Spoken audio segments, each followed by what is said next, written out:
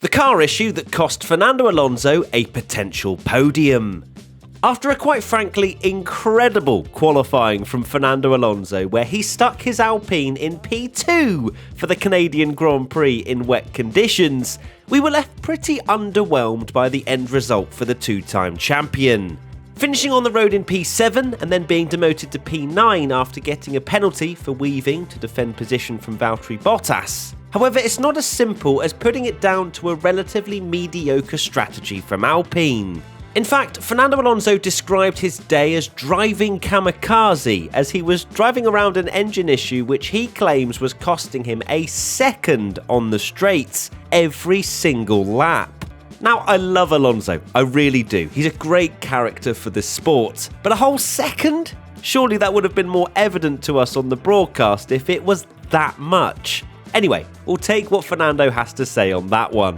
It turns out this problem had kicked in around lap 20 of the 70-lap race and is believed to have been caused by an air leak, which limited the Alpine's top-end power. Fernando said after the race, "The engine, that was the only answer. It cut the energy very early on the straights, as soon as we exit the corners. We tried to fix it, but it didn't work. Luckily, we didn't retire the car. Until that point, I think we were fighting for a podium at the beginning of the race. I felt strong compared to Hamilton." Apparently, Fernando was absolutely sending it into corners to try and get DRS to the car in front, as being within 1 second of the car ahead and having the drag reduction system was his only way of maintaining position from the car behind. Interestingly, Alpine told Ocon to slow down in order for Fernando to stay within DRS. But I also specifically remember in the broadcast the Spaniard wanting to fight Esteban for position. So I wonder if Mr. Alonso didn't have the full picture as to what was going on at that point.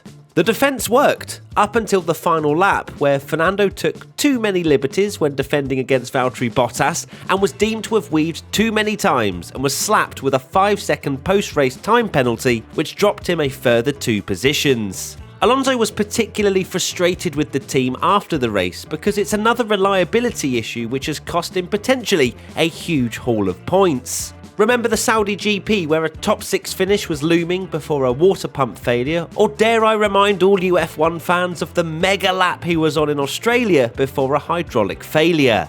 All in all though, it was another incredibly impressive performance from the nearly 41-year-old two-time champion. If there was any doubts of whether he'd still have the ability to mix it with the rest of the field, I'm pretty sure you can remove those doubts. There you have it, a look into how a potential podium slipped away from Fernando Alonso. What do you make of his season so far? Let us know in the comment section below.